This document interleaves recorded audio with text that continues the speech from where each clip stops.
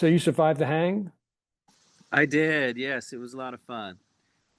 We had a little bit of rain on one of the afternoons, but we got through it. We just had to delay one of our sets by a couple hours, and then everything else was fine. It was great.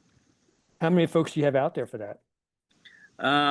Well, for the concert for Saturday night, it was like I think it was like 1,000 people. Mhm. But the hang the self-dubbed hazelnuts, which they call themselves, I think there's about 300 of those Wow, for the whole weekend. Yes. that's fun. Um, so who's in that crowd now? I mean, you guys have been on doing this for 30 years. Is that a our age crowd? Is it multi-generational? Who's in that? It's all of the above. Um, there's a lot of people our age there, and now they're starting to bring their kids and their kids' kids, and yeah, it's it's all the above. And I know you guys are it seems like you're constantly touring, and you had another great Red Rocks opportunity this year. It's pretty incredible. We did, yeah. That has been on our bucket list for since the first time we played it. The first time we played with the Allman Brothers, um, and that was in the '90s. And we wanted to get back there ever since. And the stars finally aligned, and uh, Rustin led us on one of his shows, and we always wanted to play with him. So we knocked two birds out with one stone. It was a great night. But you guys are on the road pretty much twice a year, or what are you doing these days? We play roughly about 80 shows a year. Mhm. Um, we don't do the long tours like we used to, where you're gone for 3 months. We all have kids and wives, and we try to make it a little more conducive for our lifestyle nowadays. That being said, we are gone quite a bit. When you add in days of travel and 80 days, 80 shows, we're gone uh, pretty good throughout the year. But we've been steadily touring our whole careers. How how's your music changed from the hits in the 90s to today? How's that evolving?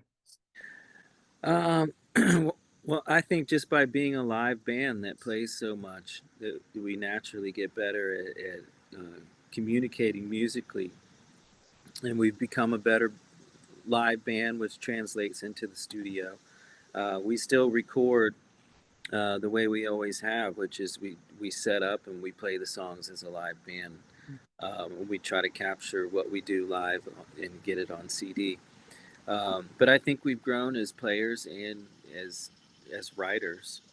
You kind of have to in this business. You can't just keep going back to the same old well. We try to learn new things and keep it fresh, and yeah. So we've been, uh, I think, writing better songs and playing better, and I think our records are getting better. And you have some Leesburg ties, writing with Todd Wright and Mike Meadows here years ago. And Yes, yes. Todd is amazing. Uh, he's one of my favorite writers that I've ever written with. Um, he's so good at bringing stuff out of you that you didn't even know was in there. Um, and yeah, he's super talented singer songwriter, producer, engineer. He's all the above. He's a treat to work with, and he's Leesburg native. So uh, the festival that we're playing there, I'm going to hit him up and see if he can come out and join us. and you guys have played the Tally Ho before. I think it's a memorable show for the locals. I mean, it's a big sold out show. It's good to have you back here. Oh, it's great. This is my hometown. I grew up in Fairfax, Virginia. Mm. So I have a lot of old friends and family come out, and my kids, and it's a big hometown show for me. So the festival itself is really a showcase for all the musicians that we have who the weekend warriors out here every weekend playing at wineries and breweries. Every weekend we have 30 stages of live music around the county. Hmm. So the Crossroads is a fundraiser, but it's all these guys coming in to volunteer their time. So, I mean, um, what advice do you have for those people who are trying to make it in the business today? It's changed a lot from when you guys started. Yeah, it has. I mean, back in our day, the way to get noticed is you would get in a van and trailer and you'd start playing from hopping from club to club and making your grassroots base from there. Um, which I still think is important because I think you need to learn how to entertain a crowd live in a music venue.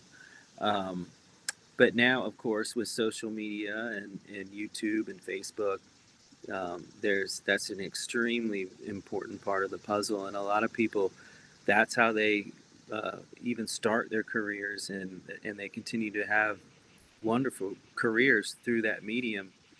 Um, but I will say, getting out and playing in front of people is really important, and to not forget that part of the live uh, performance aspect of it. So it's not all about TikTok views, right? It's getting out on stage. You know, it's all important, but I think nowadays with a lot of the younger generation, they forget how important it really is to get in a room full of people. Um, and I think a lot of people can make it on YouTube or make it on TikTok, and then when they start to go play live, they realize it's a completely different situation when you're actually in front of people. So it's good to have that skill in place, um, but not to take away from the YouTube and TikTok, because that's just the way it is now, and that's how you make it these days. All right. So what should folks expect for your show on Friday night when they come to the festival? Well, we put out a record late last year, so we've been playing a handful of new songs off of that. Um, so they'll get to hear some new music, and of course, we play the classics that people like.